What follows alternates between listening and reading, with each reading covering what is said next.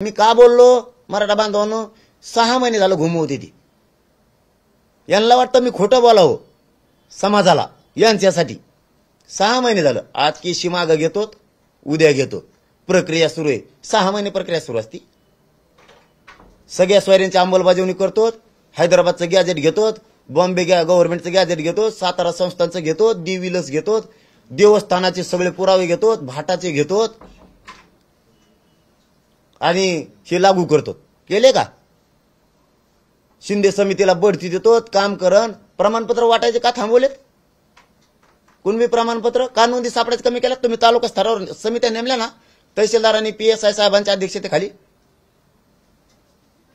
का नोंदी सापडे ना तुम्ही हे आणण्यासाठी का आमदार मंत्री बोलले नाही सभागृहात त्या दिवशी माझ्याच विरोधात रान उठिलं आमच्या नेत्याला बोलला त्याला अटक करा ते चौकशी करा अरे काय चौकशी करा काय माझ्याजवळ तुम्हीच अडचणीत येणारे सगळे तुमचे मंत्री सुद्धा काय अडचण येणार रेकॉर्डिंग आहेत आमच्याजवळ त्यांच्या हो हे पत्रकार परिषदेत जाहीर बोलतो आम्ही तुम्ही जरी त्या दुसऱ्या कोणत्या करून कॉल केलता ना तरी आम्ही दुसरा मोबाईल वरून धरलेला आहे हा तुम्ही किती हुशार आहेत तुमच्या पुढचा आहे डाव टाकणारे आपण सुद्धा पण ते आपण वेळेवर काढणार दाखविणार नाही शायनिंग मारणार नाही हा तुम्ही कसं फसवलंय हे आमच्या जवळ बाई रेकॉर्डिंग घेत ना उद्या देतो परा दिवशी देतो तुम्ही म्हणता ना आम्ही नाही म्हणलो होतो सगळ्या सोयऱ्याचं काही जण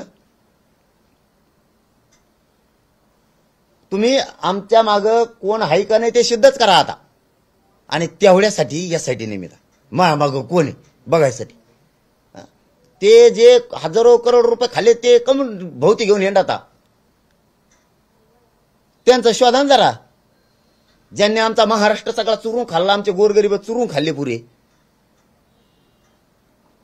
तुमच्याकडे आलं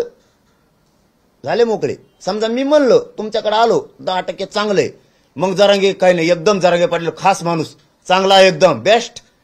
वा वा वा तो सारखा पोरगच नाही मग मुके घ्यायला सुरू करा मग लय चांगला मी आणि 10% नको म्हणलं गुतारे त्याला गुता गुता आपल्या नेत्याला बोललाय आणि सगळे आमदार का तुटून पडलेत असे मंत्री तुटून पडलेत उग तुम्हाला नाही ना बोललो भावा हो तुमच्या नेत्याला बोललो कारण तुमचा नेता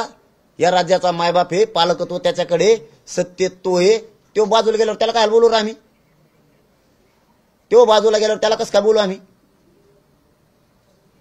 लेकराच्या बाजूने बोलायला पाहिजे मराठ्यांच्या तुम्ही मोठे होते आणि आता मायबाप मराठी तुम्हाला सांगतो तुमचे लेकर मोठे व्हायची वेळ आली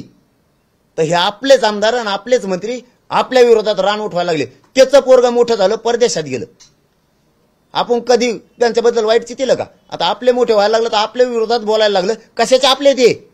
हे आपले नाहीत मराठा बांधवांनो हे आपले असतात आपल्या कोण बोलले असते 10-15 तर आले तर जास्त नाही 10-15-20 आमदार आणि मंत्री एकत्र आले आणि नेत्याकडून झालेत म्हणजे हे तुम्ही 10-15-20 जण आमचं वाटोळं करणार आहेत आमच्या पोरायचं मराठ्यांना आपल्या लेकराचं वाटोळं होऊ द्यायचं नाही हे आपल्याच जीवावर मोठे झालेले आता कसे मोठे होतात बघू मग नाही तर सगळ्या सोयऱ्याची अंमलबजावणी द्या देवेंद्र फडणवीस साहेब तुम्हाला माझी विनंतीपूर्वक सांगणं आहे तुम्ही सगळ्या सोयऱ्यांची अंमलबजावणी द्या ओबीसीतून आरक्षण आणि ठरलेले विषय आहेत ते सगळे सोडवा 4 ते 5 विषय आहेत आमचे तुमचं शत्रुत्व नाही नसता मी हटत नाही माझी नाही आणि मराठ्यांनो एकजुटून पाठीशी उभा राहा तुमचा लेकरो म्हणून लढतोय हे आमदार मंत्री किती विरोधात गेले बारकाईने लक्ष ठेवा सराटीत संचारबंदी अजूनही सुरू आहे आणि तुम्ही लोक जमवणं सुद्धा बेकायदेशीर आहे पण तुम्ही सराटीत काय करणार नेमकं लोकांना हे घेऊ शकत नाही मी आता मला एक प्रश्न आहे परत फडणवीस साहेबालाच तिथं काय कापाकापी झाली संचारबंदी ठीक आहे मुंबईला चाललो होतो लावली ठीक आहे कायदा समजून घेतो माणूस ठीक आहे लावली असं 6-7 दिवस संचारबंदी ठेवायला काय झालंय तिथं असं झालंय काय झालंय तिथं संचारबंदी लावायला सगळे शांततेत आहेत गाव आजूबाजूचे राज्य पुरं शांत आहे तिथं झालंय काय हे मीडियाच्या बांधवाच्या माध्यमातून सरकारला जालन्याच्या कलेक्टर साहेबाला आणि एसपी साहेबाला माझं विनंतीपूर्वक आव्हान आहे तिथं असं झालंय काय आता संचारबंदी ठेवायला काय प्रॉब्लेम का दडपण आणताय तुम्ही का दडपशाही चालवली आंतरवालीवर तुम्ही गृहमंत्री साहेब देवेंद्र फडणवीस साहेब तुम्ही आंतरवाल्यावर का दडपशाही चालवली, हा माझ्यासह माझ्या महाराष्ट्रातल्या करोडो मराठा समाजाचा प्रश्न आहे आणि महाराष्ट्रातल्या जनतेचा सुद्धा माणुसकी म्हणून प्रश्न आहे. मी सगळ्या जाती धर्माच्या महाराष्ट्रातल्या बांधवांना आज आवाहन करतोय, आतापर्यंत कधी नाही केलं. ही आमच्यावर आंतरवाल्यावर जी दडपशाहीची संचारबंदी लावून वेळ आली,